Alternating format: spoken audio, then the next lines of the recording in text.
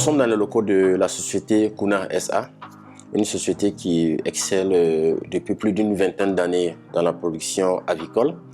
Et nous sommes dans la production des œufs de consommation, des poulets de chair et également des poussins d'un jour. La société Kuna a une capacité de autour de 40 000 poules pondeuses.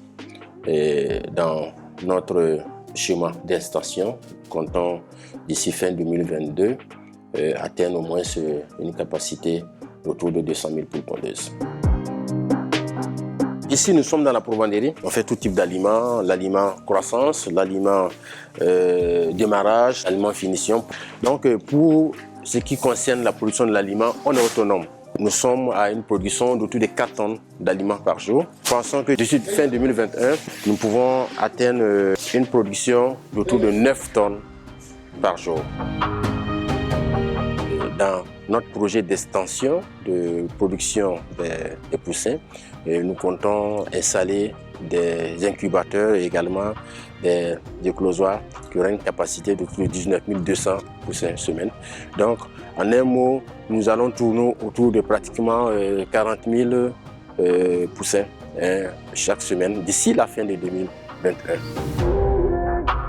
Ici, nous sommes sur notre site d'exploitation, de production végétale.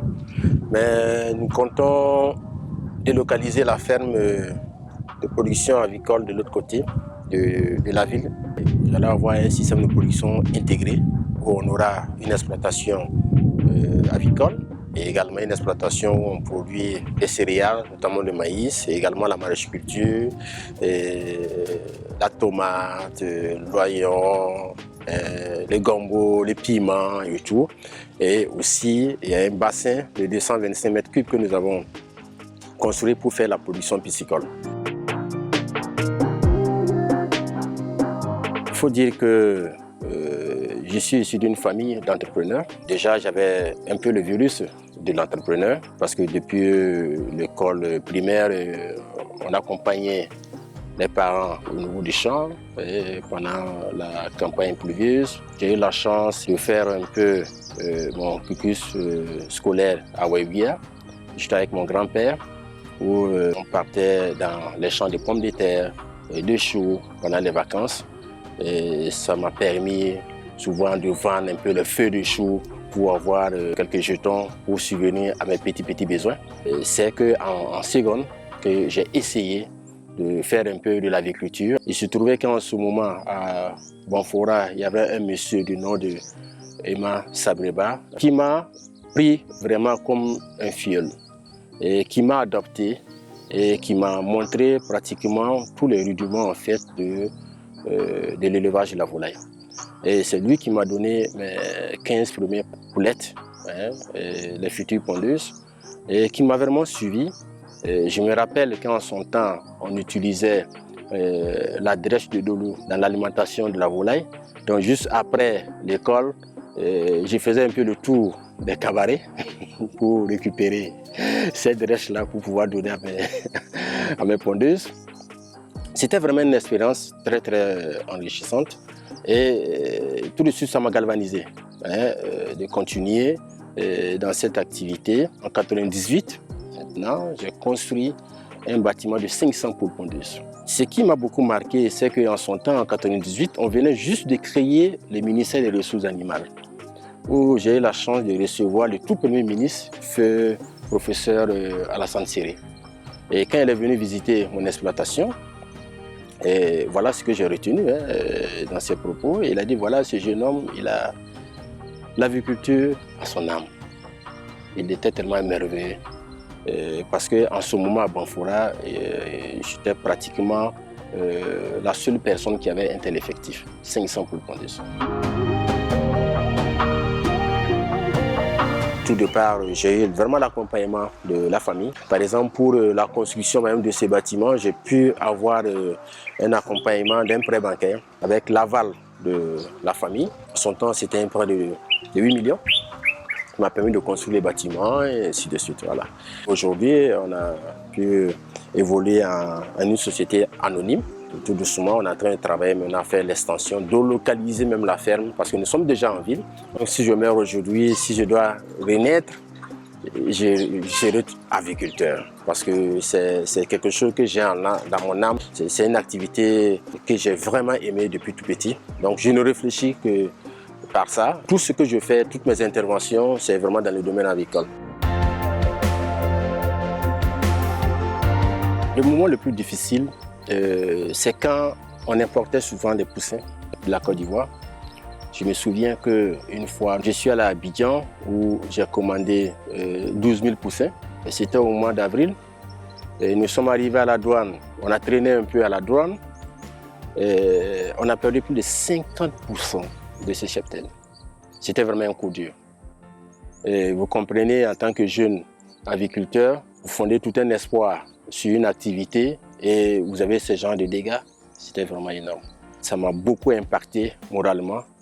Mais j'ai eu quand même le soutien d'un de mes oncles qui m'a vraiment réconforté moralement et tout ça. Je pense que ça se cultive en ayant la foi. J'ai l'habitude de dire, quand vous êtes dans une activité, c'est comme un mariage. C'est pour le pire et le meilleur.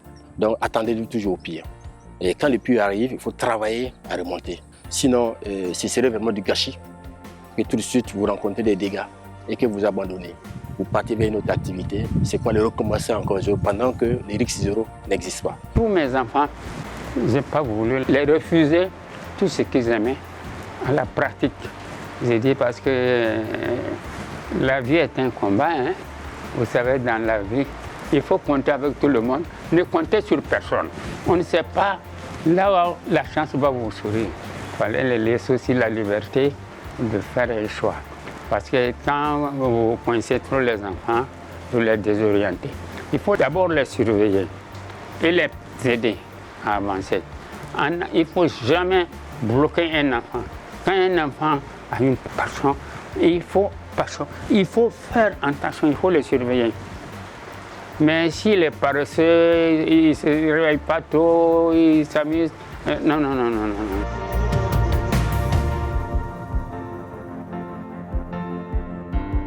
Je vais vous raconter une anecdote. Au salon de l'élevage, j'ai rencontré un jeune qui m'a approché, qui m'a dit: Monsieur Koné, je suis fier de vous. Que grâce à vous, aujourd'hui, j'ai pu créer une entreprise de prestations dans le domaine agricole. Parce que, en tant que jeune étudiant, nous sommes venus visiter votre ferme. Vous avez été pour moi une source d'inspiration et ça m'a galvanisé. Et aujourd'hui, je vis grâce à cette entreprise. Donc, vous voyez, quand vous avez ce genre de témoignages, vous ne pouvez pas ne pas avoir ces ressentis de fierté d'avoir rendu service à certaines personnes. Donc, aujourd'hui, je me sens vraiment fier. C'est vrai qu'il y a des difficultés, je traverse ces difficultés au quotidien, mais le fait d'être dans une activité qui me plaît, je ne sens pas les difficultés, je ne sens pas les problèmes qui m'entourent actuellement. Le regret aujourd'hui, c'est de voir que cette majorité de jeunes, jusqu'à présent, n'a pas vraiment adopté, n'arrive pas vraiment à croire au secteur de production. Pour moi, en 2021, on devrait avoir beaucoup de jeunes entrepreneurs agricoles. Les statistiques que nous avons nous disent que 60% des acteurs qui sont dans le secteur de production ont plus de 60 ans. C'est regrettable. Pour moi, il faut qu'on travaille à inverser la tendance. Il faut que la jeunesse s'intéresse de plus en plus au secteur de production agricole. Après plus de 25 ans de métier, j'ai eu la confiance de certains acteurs qui m'ont mis à un niveau vraiment national en tant que président de la Chambre nationale d'agriculture. Je crois que je ne peux que remercier vraiment le bon Dieu parce que n'eût été la bénédiction des parents qui ont toujours été à mes côtés, qui m'ont donné vraiment les conseils les plus avisés et je pense qu'on ne serait pas à ce niveau.